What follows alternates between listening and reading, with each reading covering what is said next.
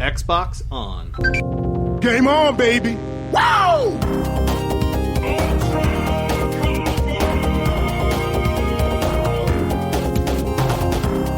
Don't make a girl a promise you can't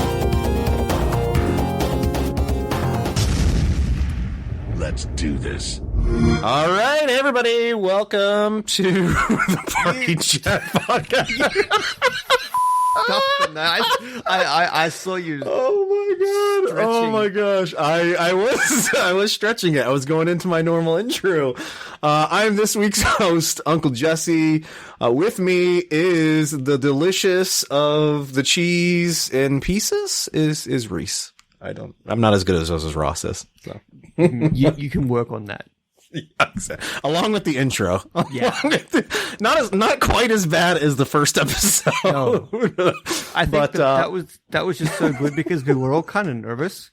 And that was just when it was such an icebreaker that we just couldn't stop laughing for like 15, 20 minutes. We were like, who is this jackass that's been doing all this other stuff that claimed he knew what he was doing and was like, yeah, I can host this. Don't worry. That's fine. I can kick this off.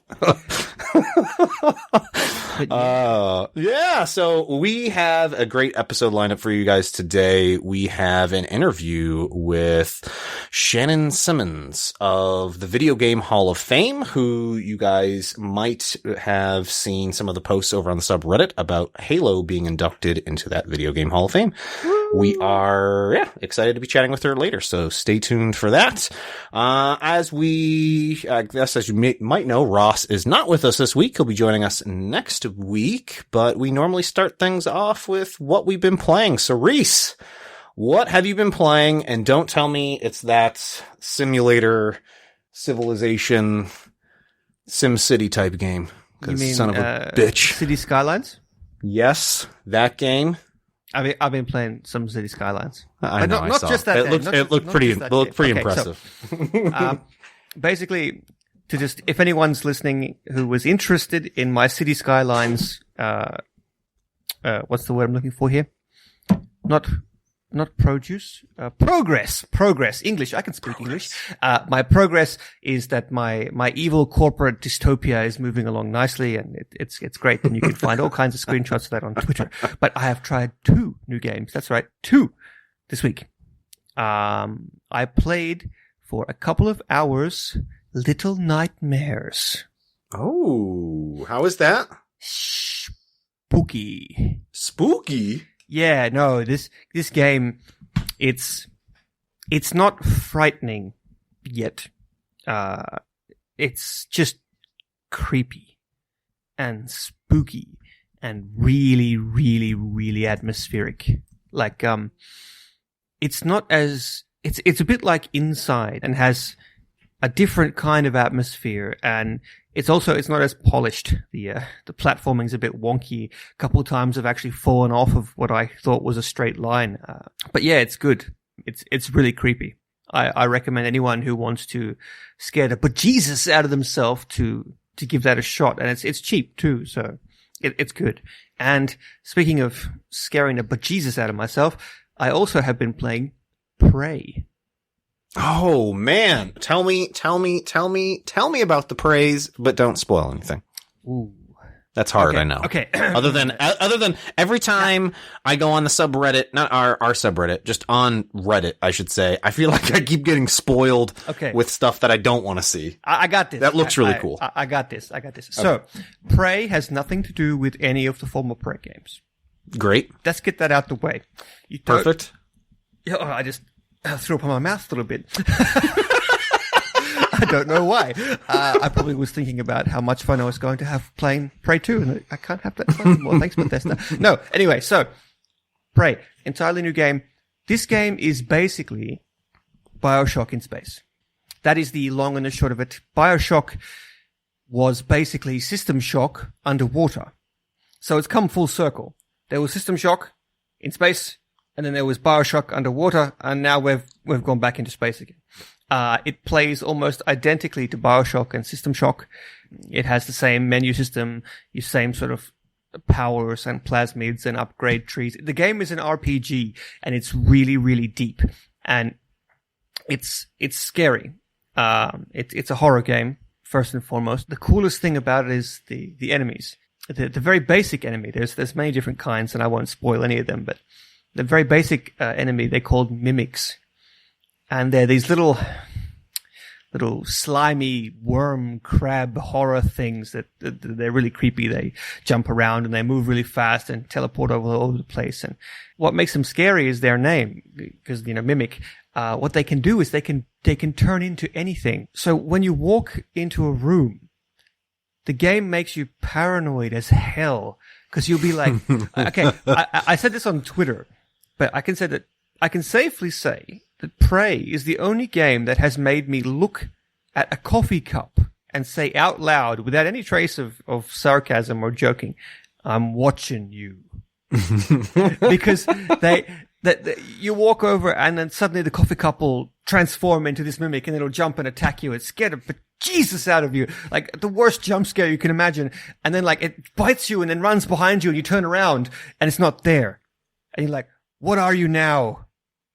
And you start looking at all the stuff, like, is he the telephone? Is he the thing on the ground, like, and they can be really clever. Like they're patient. Like, for example, they don't always jump out when you reach a certain proximity. Like, you might walk up to it and look at it, and it's like, oh, okay, it's just a med kit. And then you walk around a bit, and then, once you walk past it, it'll jump out. Or it's like, oh, there's a gun on the ground. Oh, I want to get that. It doesn't do anything. Like, it won't jump until you pick it up. And then it attacks you. So the game makes you absolutely terrified of everything. Like, when you walk into a room that's just full of stuff, you're not like, ooh, that's pretty. You're like, ah, crap. And, was that chair there before? Like, you ask these kind of questions. And you leave a room and you come back, that chair was not there last time I checked. So it's really fun. But the game itself is actually quite awesome, because it's got a really cool story. And as I said, it's a deep RPG, and it's sort of like an open world or open station. Basically after the first half an hour, the game's like, okay, off you go.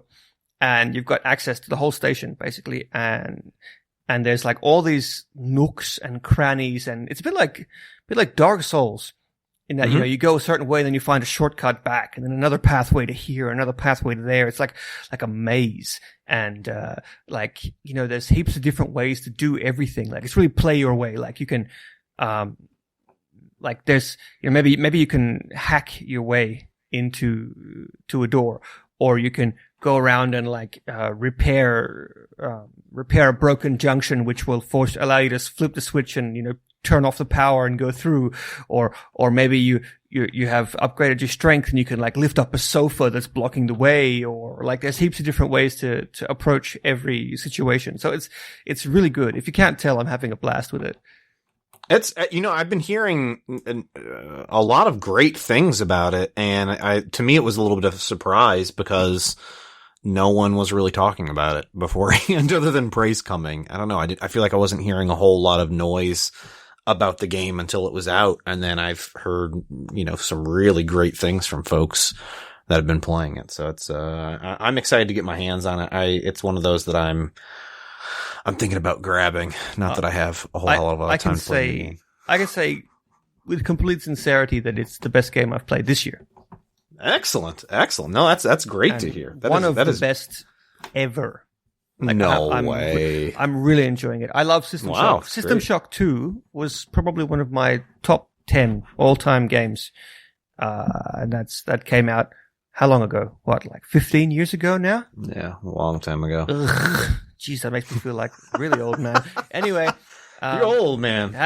Old man. You older than me, son. But enough noises from my sound box. What have you been playing this week? Outside of my usual Siege madness, which I won't lie, man, I've been dominating the last few nights. It's been the amount of practice you've had. I don't know what it is, man. I've been carrying my team, and I'm not even being sarcastic here. I'm carrying my teams like crazy the past few nights. You need to stream these. I get done with my games, and I was like, why wasn't I streaming this? Why wasn't I recording this game? Stream them, and then you'll do really badly while I'm watching. Oh, exactly. Or, you know what I always forget to do is I'd pull off something absolutely amazing. And then I'm like, why didn't I record that? Why did I say Xbox record that? Yeah. God, why did I do that? But, I didn't want to talk about Siege. What I did want to talk about was a little title that was updated this week that just came out that I am enjoying the hell out of, which is Forza Horizon 3. You got that amazing Hot Wheels DLC, and it is freaking fun. It is so fun. So I picked up the DLC, got it installed, started playing it last night, and I could feel my face like just start grinning from ear to ear. I don't know how else to explain it. It's like just so much fun driving through these huge loop-de-loops and in between dinosaur legs. Forza Horizon 3. So much fun, you'll feel it in your face. They call it an immersive drive-atar experience. But no, seriously, it's if you guys are on the fence about picking it up, I would highly recommend doing it. Funny enough, I was going to pick up. I haven't picked up the Blizzard Day, Snow Blizzard Mountain, Blizzard Mountain DLC, and I bought the Hot Wheels. Like I just went online and I bought the Hot Wheels, and I was going, wait a minute, I could have bought the combined thing and saved myself like $5 or $10. Yeah. So, is that the last DLC or the second? it's the second deal. And they promised 3, the Hot right? Wheels. See, that I don't know. I was going to confirm. hold off until the season passed so I could sort of like decide if it was all worth it. But I think I'm definitely going to have to indulge in this. I'm telling you, I'm going to wait till after Prey because I don't want to break my immersive sim. Tell me more about this DLC. No, that's all I have to say other than it's just go and get it. It's you know, actually, Rhys, one thing that I was realizing last night as I was playing it, for the better part of a few hours. Sorry. The best part about me playing it last night for a few hours was I unlocked a few achievements, and every one that I unlocked was those special achievements with the little diamond. The rare achievements? The rare achievement, because there's not a lot of people that have picked up the game yet, the DLC yet, and I was extremely excited to get those pop-ups. Isn't it a great sound? It is such a great sound. It's such an animation, awesome addition to the console. It's I think it's less than 5%, or is it 1%? No, I think it's less than 5% of the game community that has it, or something like that. Someone who's listening knows this. Please correct us. You'd think we'd have like a cheat sheet somewhere before we start talking about stuff. Nah, nothing like that. Research? What's that? No. This is the Party Chat podcast. This is officially not anything formal. No. But let's get into some topics for the week. Let's find out what's going on the sub. You're listening to Xbox One Party Chat podcast. This week in the subreddit. So, the hotly debated chatterbaiting story that was going on. Actually, this story, I had wanted to put this in here. We actually were planning on doing a little addition to last week's episode because this story more or less was posted right as Ross was editing the podcast and about to release it. And unfortunately, like a bomb. Yeah, we couldn't squeeze it in. But apparently Jurassic Bassist posted an interesting question about, or a debate maybe, about Chatterbait about a site that he visits for what purposes? I don't know, maybe some research purposes. on his Xbox console, which was, I thought, to be very interesting. But more power to you if you're comfortable with doing that. And it was no longer working. It raised some very interesting questions, but I think a lot of people were very appreciative of the boldness of this person. Yeah, I talking to the guys from Microsoft support about this, just as a joke, I sent them the link, like, guys, I said, like, serious issue, urgent. Xbox completely unusable. Chatterbait is broken. Please fix. And they all thought it was hilarious. And it's like, we were talking about this, like, this is the first dude that's actually admitted he's watching porn and Edge has broken. Cause it's been happening, and it's on the subreddit and in the Xbox support tickets, everyone's tiptoeing around it. They're just, watching streaming services that Microsoft doesn't support. They don't want to admit it. But this guy just comes up straight, is like, dudes, Chatterbait's not working, what the hell? And then Major Nelson jumps in there and responds, and all he says is, will not repro.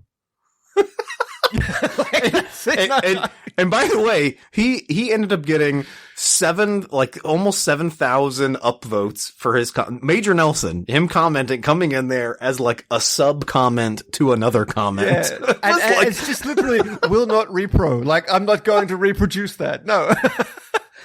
Oh my god. It was such a funny, oh my god. It's what makes the subreddit like a special place to go to on a daily basis, just for some of this extremely humorous stuff that comes up. Honestly, to get real with you guys, being a moderator is a pretty crummy job. You put up with so much crap and so many awful people saying awful things, not just to us, but to one another, to other people. But, stuff like this, it just makes it so worth it. Like, you guys, it's just reading that thread. You have the biggest smile on your face the whole way through. Oh, yeah. So I can only keep imagine. on being you, Reddit. Don't ever change. Exactly. Next up, we have an announcement, more or less an announcement, that Minecraft, the Windows 10 edition, is going to be a launch title for the Scorpio and will support 4K. I thought that was pretty cool. I don't play the Minecrafts. I am not interested in the Minecraft. You have two young boys. Yeah, I'm avoiding the Minecraft. And you don't the Minecraft? And I like referring to it as the Minecraft, like an old fidgety fart. You need to get your boys into the Minecraft ASAP. No, my oldest son wants to play Roblox. He keeps asking me to install Roblox. Minecraft. I know. Get the boy into the good stuff. Like, don't start him off soft. He's gonna go in hard. Minecraft is great.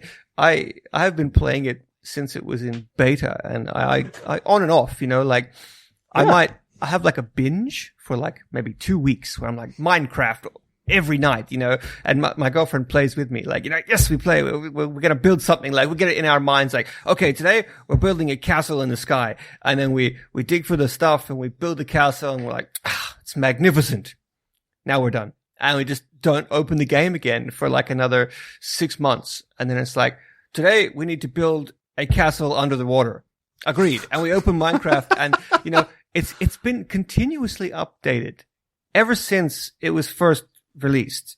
And so it's like a new game every time you log in.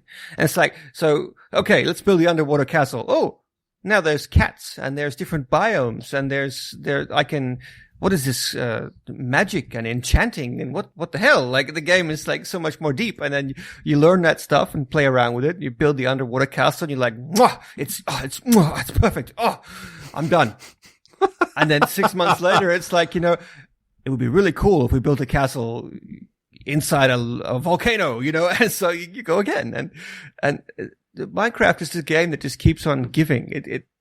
It's a really good game. And anyone who poo-poos Minecraft is just bad at games. Like, I don't mean as in they physically lack skill. I mean, they just don't understand what makes video games good. Actually, what this had me thinking of, isn't there another game that's releasing? Is it releasing this week or in the next week or two? Is it Strife?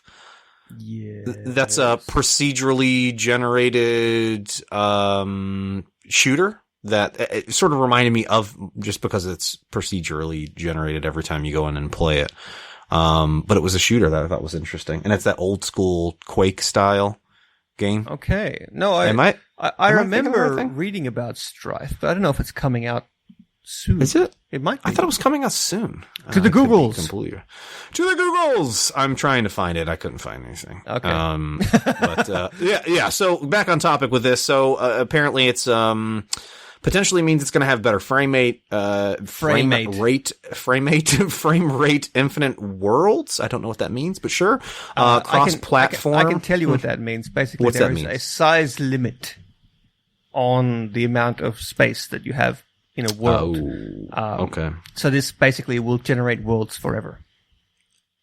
Forever and ever, forever apart, and something with you. The next thing on the list excites me the most, and that's What's that? cross-platform multiplayer with Windows 10. I think that is where it's at with this console, by the way. Oh, so much. I have friends who only game on PC. Well, actually, that's not true. They have PC and they have Nintendo. They come over and play Xbox with us, but when they're here locally, we play in 4-player split screen. But when they go home, we can't play anymore. We have to wait for them to come back. But with this, they could play on their computer at home, and we could play here on the sofa, and everybody wins. This is great. It's the future, my friend. It is the future, especially when I finally get a better PC up and running. I would like to take advantage of that as well, but that day will never come, unfortunately. Unfortunately. Yeah, but it sounds like a lot of people were very excited about that, and obviously anything dealing with Scorpio and more news about what's coming, especially launch titles. I think that's been a hot topic as to, we all know Scorpio's coming, but what are going to be the officially supported games once it launches? And it sounds like this will be one of them, and it's kind of a no-brainer. Yeah, and it's also going to have realms and servers, which is really good, which means you will have persistent levels. So it's basically like you rent your own server. So I could make a world, and you and I join, for example, and we start building a castle, half underwater, half not, and I know I'm running out of places to put castles, and then I decide to quit, and you can keep playing. And then, you decide to quit after an hour, and I come back after 2, and I can, destroy everything. And then when you log back on, it's like, I ruined everything. So it's kind of cool in that respect. And apparently this is the best version of the game because it is, coded in C++, whereas the original was coded in Java, I believe. And it's prone to crashing and doesn't run very well. So this new version is it's the definitive version of the game. So what better way to launch the Scorpio? Although it won't exactly be a graphical showcase, it will definitely be awesome. Yeah, oh yeah, for sure, especially in 4K. Yes, right? Well, on the 4K TV that I don't own. If there's one game I wanted to see in 4K, it's Minecraft. That's pixely Minecraft. All right, let's jump into the next topic. Rhys, you want to take it? Sure. The next topic is a rumor that the next Far Cry is going to be in the Wild Wild West. Wild Wild West. Yes, it Wiki. Not by the Fresh Prince, but instead user Star Who. That's their name. And yeah, basically, with Red Dead 2 around the corner very, very soon, that I know you're excited for, Clay, not me, haven't played the first one yet. Do you think that this could be some sort of jump onto this sort of bandwagon, the community zeitgeist, and have like an explosion of Western style shooters? I would actually welcome this. I would certainly welcome this. There's certainly room for more than one Western shooter out there. Red Dead's typically not, or at least in the past, it wasn't, it was third person, wasn't first person. Yeah. But the last GTA had the option to jump into first person. So maybe, I'm assuming Red Dead will take that on as well. But I've loved the Far Cry games. I mean, the most recent iterations of the Far Cry games. I haven't really played the originals. And, they just, what was it? A year or two ago, they did Far Cry Primal, which is sort of a takeoff of their normal thing. So I wouldn't be surprised if they decide to do a Western, and I would certainly welcome it. I'd love to see what they could do here. My only request, and it's a minor one for me, honestly, is I would assume they're going to do a new map this time. not just reskin the existing map. Yeah, new map. The best thing is that they didn't think they'd get caught. This is the internet, man. We know everything. But there's a whole bunch of nerds sitting there looking at the map, laying them on top of each other. Like, what the? This mountain lines right up with this mountain, and this. Do you remember the guys who were trying to figure out the size of Hyrule in the new the new Zelda? They were doing trigonometry based on Link's height and the length, like him on ladders, and like laying out the image over. Oh, it was incredible. They got the math went deep. But but back on topic. I don't think it's that far fetched because, as you said, they did Far Cry Primal. And also, before that, they did something that was far more outrageous, and that was Far Cry Blood Dragon. Ah, yes. Let's not forget that. And that is the only Far Cry game that I have played and enjoyed and gone from start to finish with a huge grin on my face. Sorry, Ross, I have to swear, but that's the only way I can describe that game. Everything about that game is perfect. The graphics, the sound, the music, the weapons, all the references. It's just the best. I mean, they got Michael Biehn as the main character to do a Michael Biehn impersonation. It's like Robert Downey Jr. impersonating an actor, and you know what I'm talking about. Yeah, I know what you're talking about. But yeah, so yeah, I think it's altogether possible. Although it would be a bit weird with the whole sort of parkour, free movement. They have to really scale back. Like, for example, there'd be no gliding. Climbing would probably be cut to a minimum. There'd be no vehicles. You'd have to use horses. But it's horses doable. And carriages, and I think it would be doable. I think they could get away with it. If any of the other developers, it'd be fun. Yeah, if I was going to say, if any of the other developers are out there, attempting this, it would be these guys that I would think would have a really good shot at making something pretty fun. I wouldn't have thought they would have been able to pull, like, who would have thought doing a prehistoric style game not quote unquote shooter. And I mean, Far Cry Primal, while not the most well reviewed game in the world, is still supposed to be pretty fun. So I haven't played it. I haven't either. So that's why I was, just going off of memory of people complaining of things. I watched John play it, and that was really funny, and that was enough. Yeah. Yeah, but sure, I'll take a Western shooter, another Western shooter. Okay, let's jump on to the next topic then, which is, this is me stalling for time while I scroll down to actually read it. Podcasting, ladies and gentlemen, it's all about the professionalism. So basically, our Lord and Savior Phil Spencer Senpai said on Twitter, quote, "When specific game discussions turn from playing great games to which piece of plastic I own, I feel like we've lost the plot a bit." And basically, that was Senpai saying, stop with the console wars and play your games. And this was posted by user CRZYSPZ.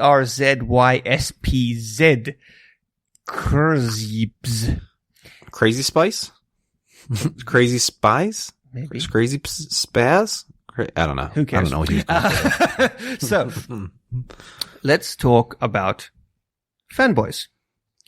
Fun topic.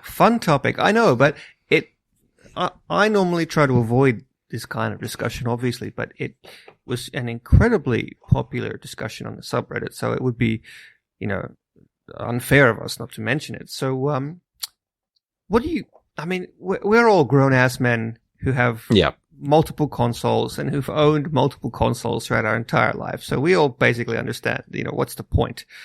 But, what do you think about the console wars? I mean, it seems more, at least in my opinion, it's definitely much more, much more embraced by the American consumers.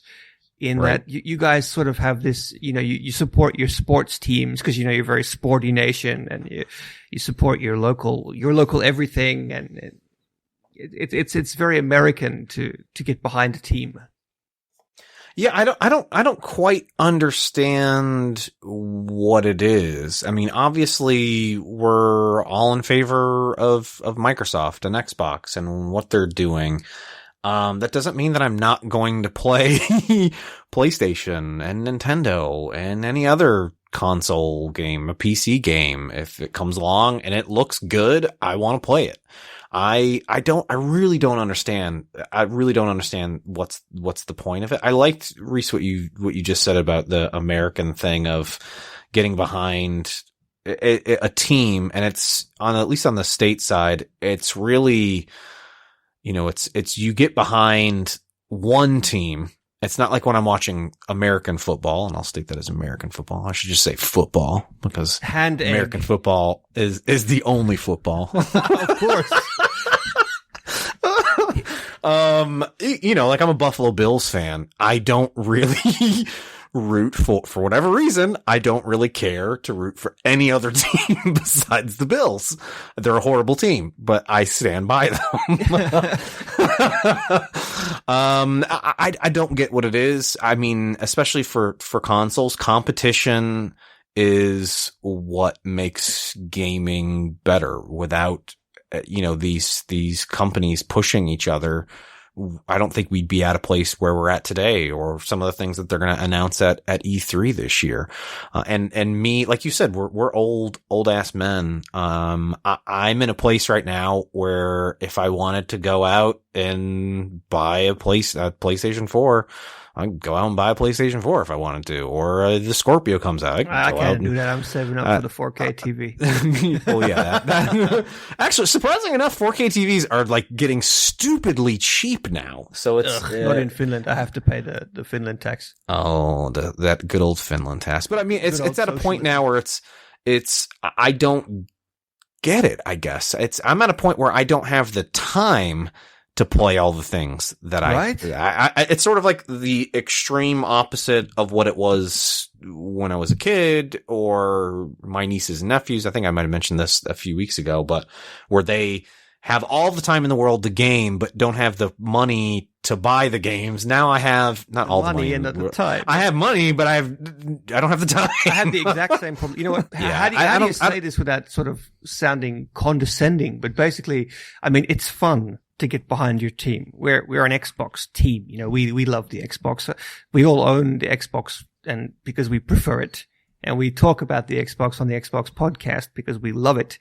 We love the community, and we love the people who play on Xbox, and we love the amazing developers on Xbox. Hi, Emma. This is like your third mention this episode. And the awesome people like Major Nelson, I mean, just think about it. Major Nelson is director of programming, I think his title is. And, he's like basically the spokesperson for Microsoft. He's a very important guy. And he has come on our podcast on 3 different occasions. We haven't paid him. We have no agreement with Microsoft. He just came. And I mean, that's amazing. And you don't get that from Sony. They don't, No. They're cold. That's just what they are. I mean, they make good games, but they're cold. And Microsoft is way more open, way more, I guess, American. And, I love that. And that's why I choose Xbox, and because, the Halos. But be nice to other people, I just guess I just don't understand.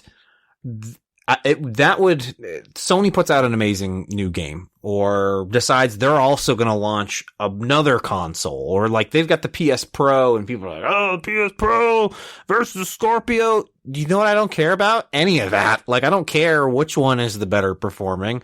If there's a game that Sony puts out, like Horizon Dawn, I'm like dying to play that game. It looks like it's amazing, and I'm half tempted to get a PS4 again just so I can play that game. And The Last of Us, they're putting out another one of those. I loved that game. I have no issues jumping back and forth between if a game's good, I'm going to play the game. I don't have to badger and berate somebody else just because they've picked up a PlayStation and I have an Xbox. I don't. Go play a game on what console you want to play it on. Be nice to each More other. power to you. Play nicely, basically. But it's actually good that we can have this discussion, and bring this up because just recently we had this state of the subreddit, and thank you to everybody who participated. By the way, we read every single post, we responded many times, and we tried to be as frank and as open as possible. And it was really good to get your direct feedback. And fanboys were a constant topic that was brought up, especially like downvoting or whatever. Yeah. We have to basically get across to the people that just because someone likes PlayStation or likes the PC or maybe they don't even own an Xbox, they can still post on the subreddit. Like, yeah. Their opinion is just as valid as yours, and instead of crying about downvotes, why not just try and make more quality content? Yeah, no, I concur. I don't get the mental state of the folks that are behind a lot of this. But then again, you know what else I do, Rhys? I don't frequent some of the other sites that I guess are more, in the weeds of bashing on consoles. You're trying real hard not to say NeoGAF, Hunter. I was, yes. You want to know my dirty secret to close out the episode? Yeah. I love NeoGAF. I have been on NeoGAF longer than I've been on Reddit. Wow. Really? Yep. I have I avoid that place like the plague. I have a very old NeoGAF account, and none of you will ever figure out who I am. So you have to allow me my one indulgence in my very old NeoGAF account. Are you a frequent poster? Semi-frequent. I mostly lurk these days. Yeah. Interesting. Yes. Interesting.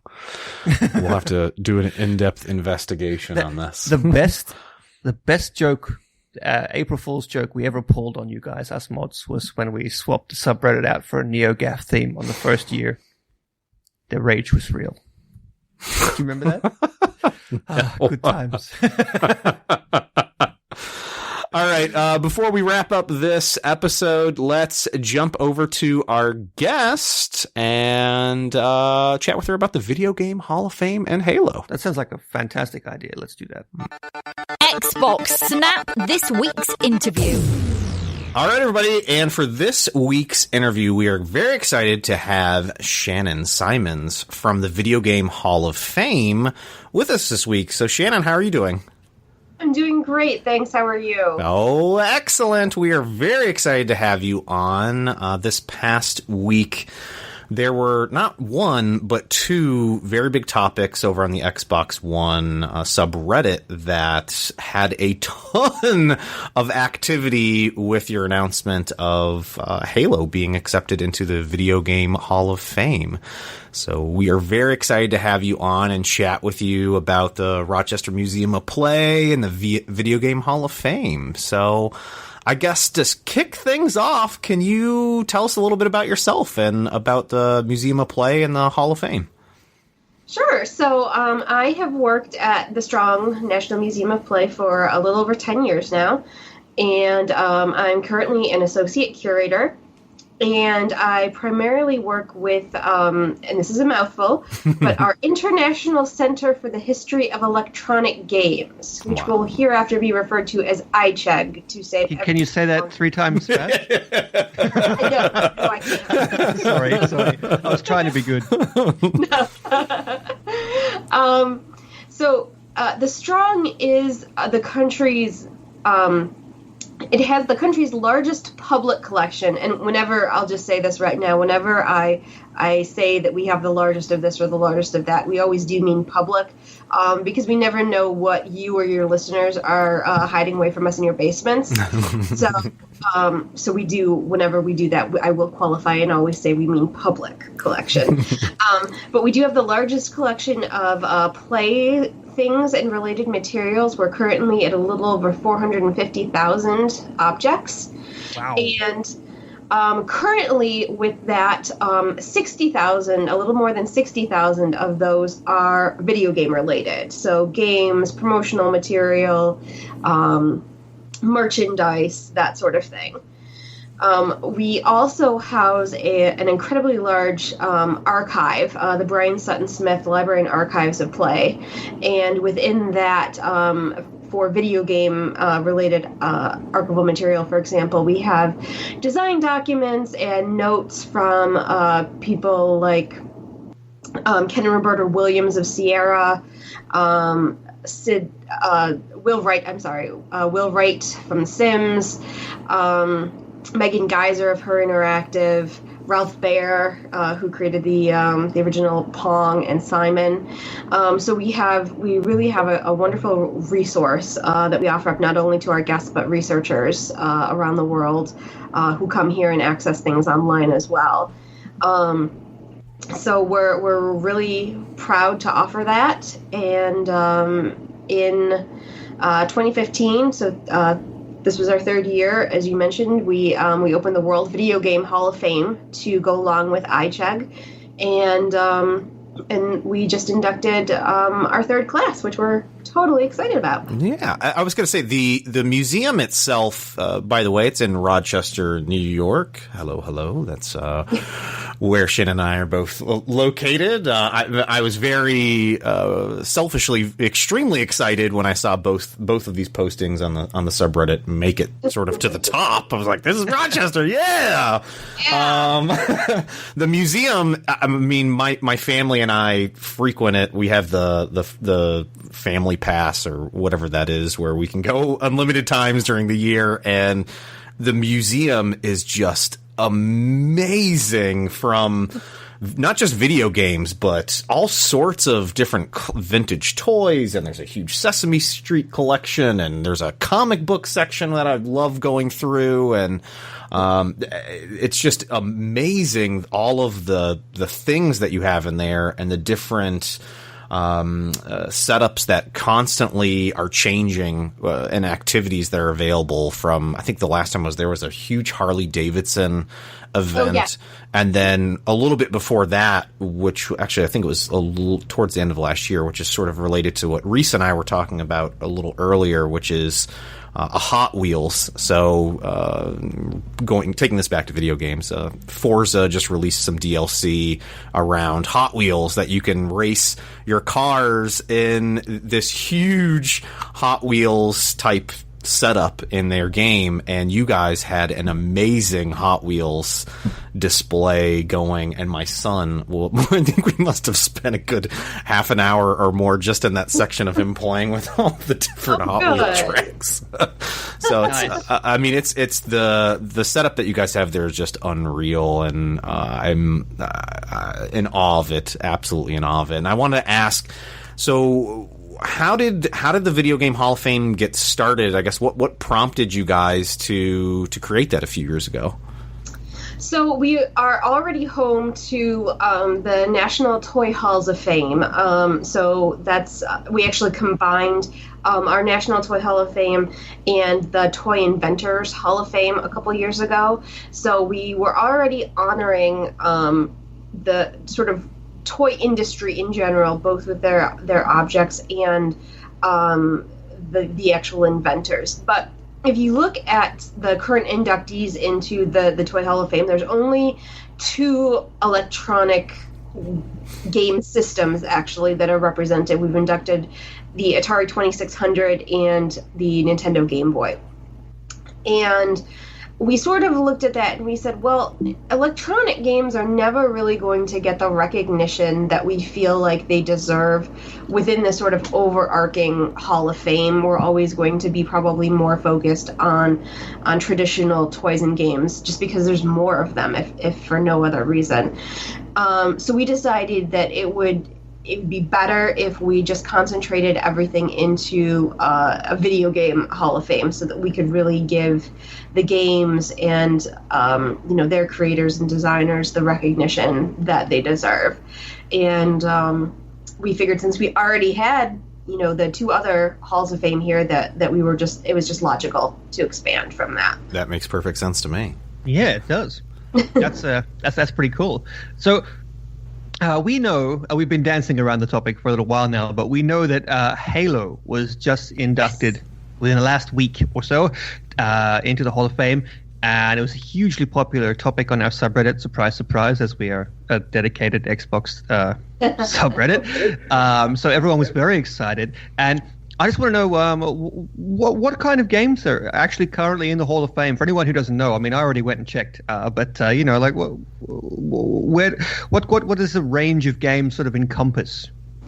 Well, so first of all, since we are so new, we inducted 6 games the first 2 years, and then this year we inducted 4. So there are still only a few games on there. So we're still in sort of what we would consider the Mount Rushmore phase. So what are the games that really truly have to get in? So for example, the first year we inducted games like Pong. So the very first, sort of the game that really put electronic gaming on the map in the public eye. We inducted Pac-Man, Super Mario Brothers, Tetris, sort of a triumvirate of just early games. And of course with Mario being almost the face of the video game industry in general, that was just sort of a game that you can't really overlook.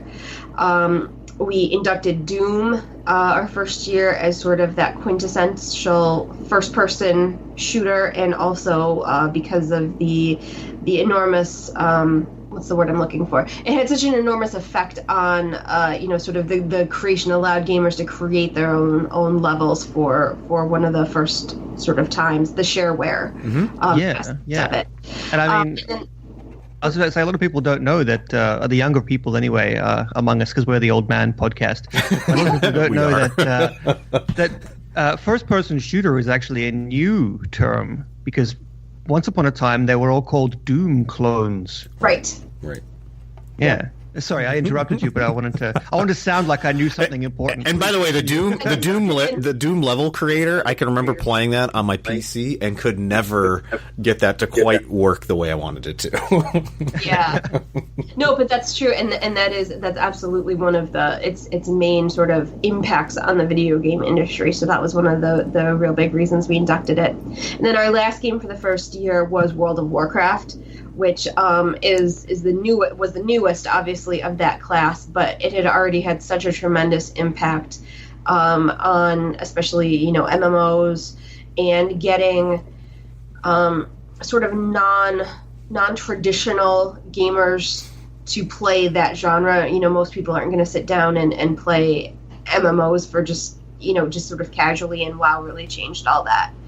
And then last year, we inducted games like Zelda, which actually I like to joke. My team and I like to joke about this, that the first year, one of the headlines of the media that we had, which is still my personal favorite headline, is World of Video Game Hall of Fame snubs Zelda. Snubs. We didn't about the ones that we inducted. They're just like, Zelda wasn't on there, so that's it.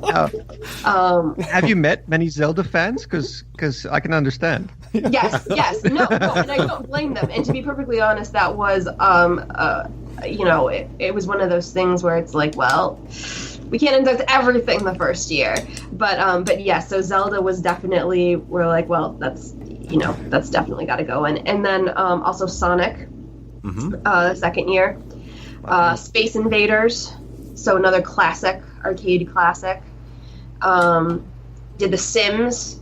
another sort of gateway for more casual gamers. And also, I like to talk a little bit about The Sims, especially when I'm giving tours at the museum, since Will Wright was so his main focus was to create a digital dollhouse.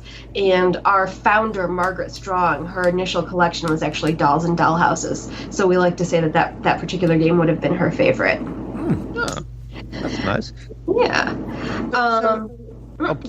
Please continue.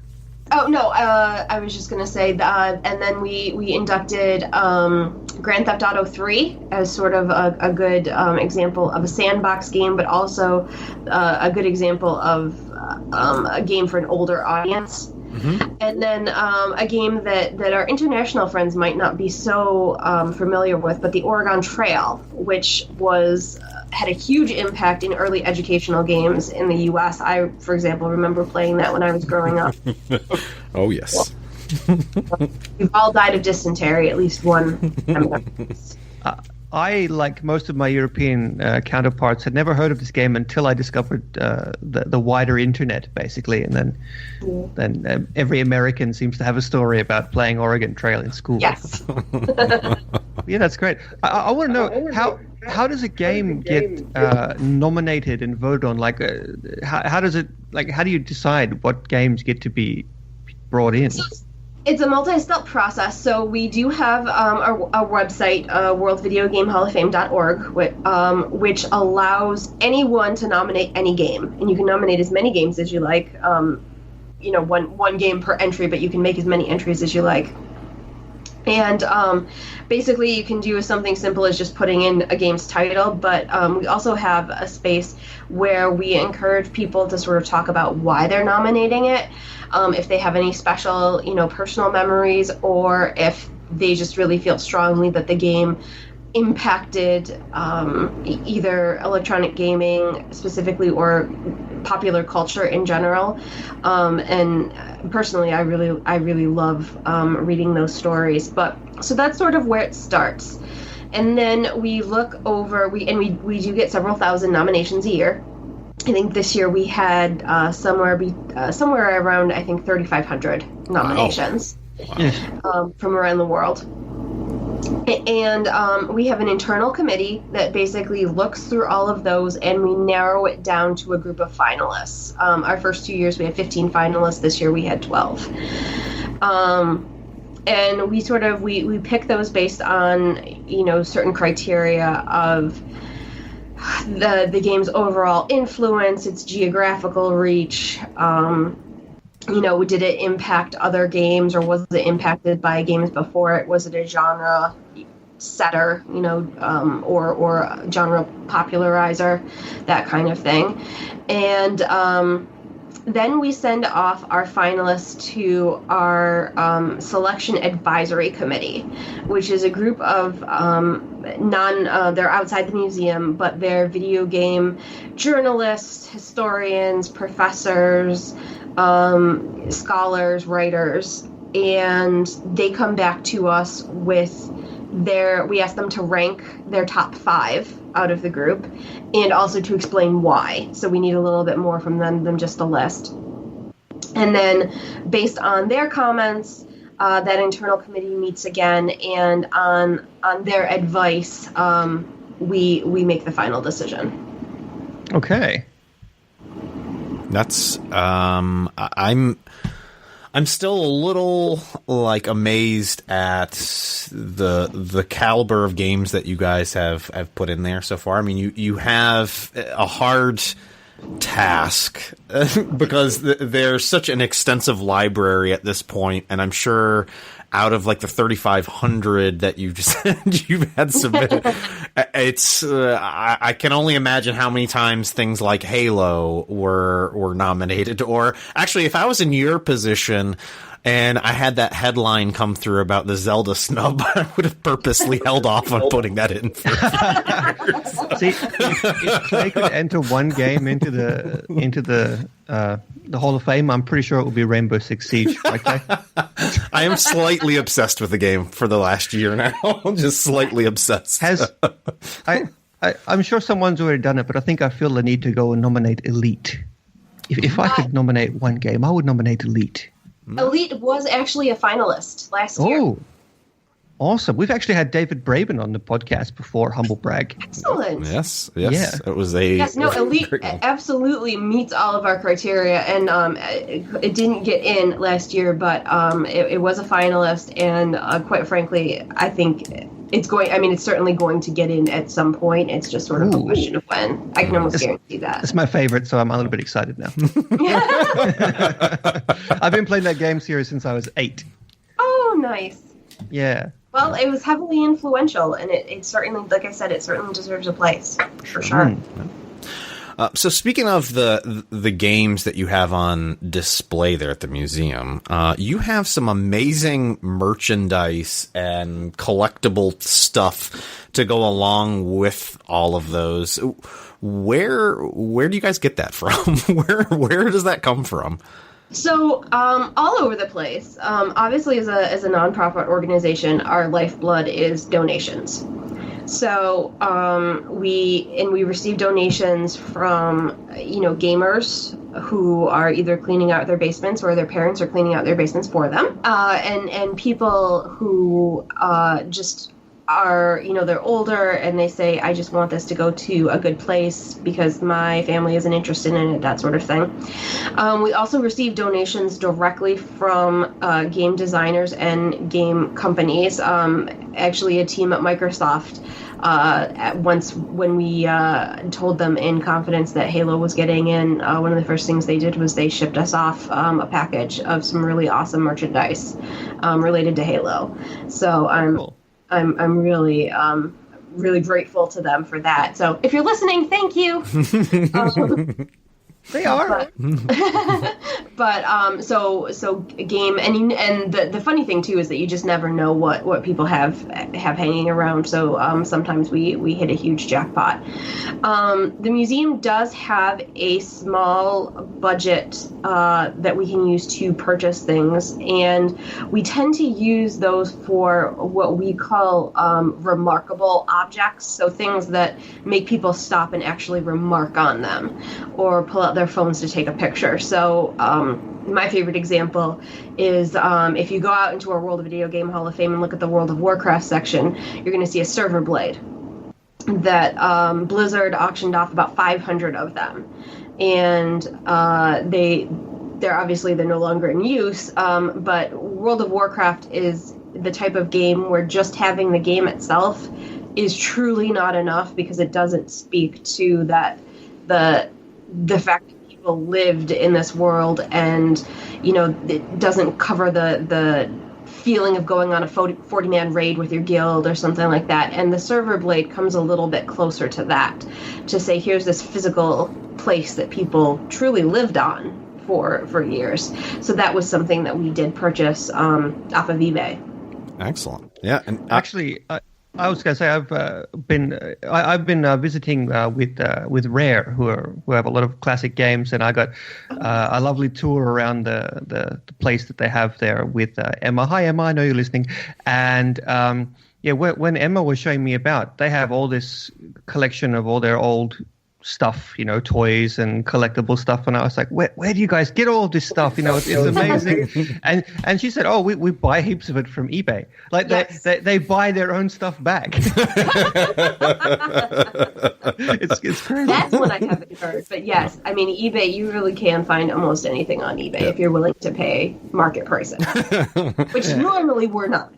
I was going to say, Shannon, one of my favorite things that you guys have on display there that I know my son and I particularly enjoy is you have an enormous NES controller hooked up to a display that requires at least 2 people to operate. One person's moving the D-pad, the other person's working the A and B buttons for Mario. And it is such a fun experience to have. And I've joked that I want to try and recreate that as a coffee table in our house for when we have friends over. Oh, dude, do it. I know. You should. I know. Absolutely should. Could be a nice weekend project, right? Might not look as good as the one that you guys have on display there. Might take a little while to 3D print that. Yeah. And actually, speaking of classic games, one of the other things that you have on display there that when walking through that I love checking out is the Atari ET dig. Can you explain a little bit maybe to our listeners that aren't familiar with that, or even just what you guys have on display there? So, for those who don't know, E.T. was an Atari 2600 game that was released. It had a ridiculously short. The developers had a ridiculously short period of time to develop it, and the game is usually credited as the worst game, if not in history, then at least for the Atari 2600. People like to joke that it single-handedly killed the video game industry, caused the crash of 1983. It obviously didn't, but it was sort of a symbolic of the overarching problem that people were putting out too many games too fast, and they just weren't selling.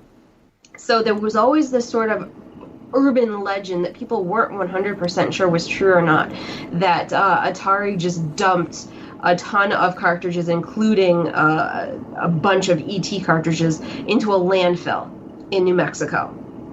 And that's just what they did because they couldn't even sell them. I mean, they were discounting these things down to, $1 or $2, and people still weren't buying them. So they just sort of cut their losses, and so the story went, they dumped them in this landfill. And a couple of years back, a documentary team got permission from the town where the landfill supposedly was, and they went out and they went on a dig, and everyone was sort of wondering if this was going to be another sort of Al Capone's tomb, you dig and there's just nothing there kind of thing. But lo and behold, they dug it up, and there was indeed a load of old Atari cartridges and packaging. So we'd obviously been following this, and we reached out to the city because they were technically the owners of the objects, and we had seen that they were going to be selling a bunch on eBay, but they also were offering some to at least their own local museums and some bigger museums around the country. And we said, hey, can we get in on this? Is there anything you can send us? And that, ladies and gentlemen, is how, as a curator, I had to figure out how to input dirt into our museum database, because they literally, in addition to sending us the games, they also sent us a lovely bag of dirt. Yes. And bag of dirt, special dirt. So I had to look up the appropriate museum term for dirt. What is the appropriate museum term for dirt? Earth. Earth. Ah, right. Of course. Sort of going back to the old art, agricultural terms. But yes, earth. I have a bag of earth. Actually, I believe the documentary is Atari Game Over, and actually, I think at one point it was free to watch on the Xbox. There's I think a Atari Game Over app, maybe in the App Store, and you can watch it for free, or I believe it's even on Netflix now as well. You are the third person, Shannon, who's been on our pod who's had something to do with that. Really? We've had you. And we've had Major Nelson, who was there at the dig covering it for Microsoft. And we've also had Mike Micah on the pod. Wow. And yeah, so that's three people now. Sort of what draws us all together is E.T. Right. Yeah, and the worst game ever made. That's right. That's a good thing. And sometimes I joke, not probably for the first couple of years, because there are so many, truly legitimate games that deserve to get in. But I truly believe that at some point E.T. has to get into the World Video Game Hall of Fame, because it has had such an impact. It might have been a horrible game, but its impact and legacy is huge. Absolutely. Indeed, it really is. For that. But so we do have a small display, as you mentioned, out, and it's actually pretty cool. My companion, Jeremy Saucier, who's our associate director for iCheck, he put that together, and we actually he went to our toy curator and said, I need like a little mini excavator and dig tool so that we can put some of our carefully curated earth out around these dilapidated bags and boxes and cartridges, so that it looks like the excavators, sort of digging up the dirt. And quite frankly, I think it looks Earth. Yes, the earth. Sorry, I'm just being facetious. But it was so sounds funny, though. yeah. It sounds like you've been a long time gamer yourself. Like, is that true? Are you a gamer? Yes, I am. Okay then. So what got you into gaming? Do you remember like your first console or game that you played? We like to ask this question a lot. Oh yeah, no. So I didn't actually own any gaming consoles as a kid, but my babysitter did, and so I would go over to her house, and she had 6 children and a multitude of grandchildren, so the house was always teeming with children, and they had a Super Nintendo, and I distinctly remember my first game being Super Mario World because I like nice. Good place to start. Yes. And then I also, my first arcade game, or at least the first one that I recall playing, I used to go to Chuck E. Cheese a lot. And I remember playing, I don't actually know if it was Pole Position or Pole Position 2, but it was one of those two. And I remember because I was horrible at it. And to make me feel better, my mother told me that the goal of the game was actually not to reach the finish line, but to crash as many times as possible. You're like, I got this in the bag. Yeah, that was the entire purpose. I was like, yes, I can do that. So yes, those were my 2 earliest memories. That's great. Are you still gaming today? Yes, I play. I don't play too many console games, but I have my DS with me most of the time, and I don't play as much now because I have a toddler. But I used to be fairly diligent at playing Final Fantasy XI. Okay. Are you going to pick up a Switch? You said you had a DS. Yes, we do have a Switch. Oh, there you go. There you go. See, Ross isn't here, so we can talk about. I know, that's right. Clay and I will have. Doesn't like the we love Switch? talk. Well, it's an Xbox podcast, and he's like, no. Stop talking about Nintendo all the time. Rhys and I love our Switch, though. I mean, that's things like oh my goodness, it's such an amazing console. I have to admit, despite the fact this is an Xbox podcast, yes, it is. It is good. And it is technically my husband's, but Zelda, I will say, the Breath of the Wild is just gorgeous. Yes, it's absolutely amazing. And when your toddler gets a little older, I will let you know right now, Mario Kart is on the Switch with my son is an absolute blast. Yes, no, he's just under 2, and he already he'll sit on the couch, and he doesn't speak much, but we've been teaching him a couple signs, and he'll sit down on the couch and just sign more, and that literally means that he wants my husband to play Mario Kart. So Shannon, I wanted to ask you a very fun Rochester question for any of our listeners that are not aware, which I'm assuming most of them are not aware. We have something here called a garbage plate. What is Rochester? Yeah. What is Rochester? I was wondering if you would take the pleasure in explaining what our famous most famous food option is here, delicacy that we offer here. A garbage plate, and what that is. So a garbage plate, my guess is that a lot of people have probably had it just by a different name by now. But basically, it's that plate where you take, a hamburger or a hot dog or something of that nature, and you slap it on a plate, and you put all of the toppings literally on top of it. So your mac salad, your beans, fries or tater tots or onion rings or whatever you get, and then you sort of slather it all together with hot sauce and onions and relish and ketchup and mustard and whatever else you want to put at it. And then you put it in, it's very important, you have to put it in a one of those containers, the styrofoam containers, so that you can watch the grease sort of seep through the styrofoam. And then if you do the thing properly and you go to Nick Tahoe's, which was the founder of the garbage plate, then they'll literally pull you out, like a chunk of bread from a garbage bag and give it to you. So that's like America distilled into its purest form. Basically is, and it's best served at around 1 to 3 in the morning, usually after a few adult beverages. Oh, Lord. And if you want to, for the people who haven't been here, if you truly want to do it the right way and get the full Rochester experience, you should do it with white hot dogs, just so you make sure to have that experience as well. Yeah, a white hot. Yeah. What's a white hot dog? It's a white hot dog. The hot dog that's white. It's pork instead of beef. Yeah. I'm like, it's a white. Hey, I don't know. It's a white hot. I don't know. Wait, I'm not the hot dog expert. That's. It's a white hot. And then, of course, if you're still awake or at least half awake, then you have to stumble over into an Abbott's and make sure you get some Abbott's custard, because that's. It's the way to do it. The way to do it.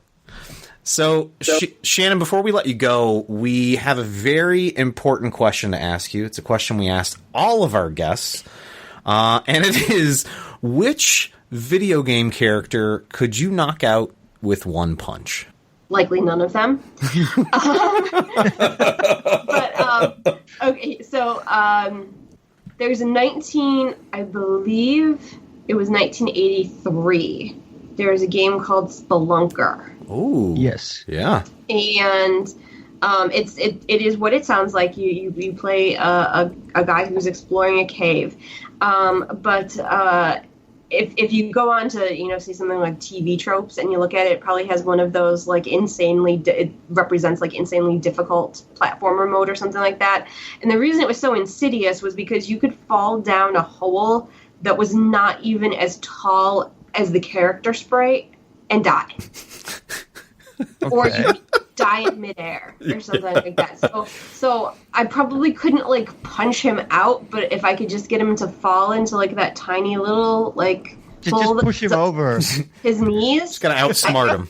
Handle that. There you go. That's an excellent, excellent Spelunker. Then yes. Spelunker. Yes. That's a good answer. That is a very good answer. That is a very good answer. Well, Shannon, we just wanted to say thank you again for joining us and sharing some information about the Rochester Museum of Play and the Video Game Hall of Fame. If anybody wanted more information on either of those, what's the best place for them to find that? So our overall web page is just museumofplay.org, and there's a link to it from there, but there is a World Video Game Hall of Fame website, which is cunningly also called worldvideogamehalloffame.org. Perfect. Nice. Or I'm sorry, just Video Game Hall of Fame, not World. Oh, okay. But yes, people can definitely check that out, and yeah. Excellent. And you're on the Twitters and the Facebooks and the whatever else? Yes, iCheck has a book of faces. It's just International Center for the History of Electronic Games. And the museum also has one, which is at Museum of Play. Well, perfect. And, if you're on, we do have the Twitter, and we were using the hashtag Video Game Hall for people who might want to go back and look at anything. If, for example, Halo related for the Hall of Fame, we actually do have our induction was live streamed on Twitch for the first time this year, and we do have that video up. If anyone hasn't seen it, specifically related to Halo, I'd recommend that, just because Frank O'Connor did join us to sort of accept that award, and he gave a really, really fantastic sort of acceptance speech, and we were so honored to have him. But I think some of your listeners might be interested in listening to him. Excellent. Yeah. We will we'll try and grab a link to that, and when we have this posted, we'll include that there on the subreddit posting, and we'll try and include that on the tweets. on the Twitters. On the Twitters. All right. Well, Shannon, thank you again for joining us, and we can't wait to hear what you guys do next year for this. Thank you so much, and congratulations to Halo. Thanks. Yeah. Woohoo. Bye-bye. Bye now. All right. Well, thank you, Shannon, for joining us again.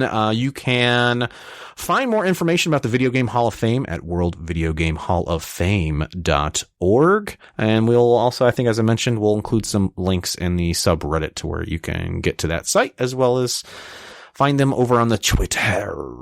I have to say, Clay, I am super jealous that I cannot go to that awesome place.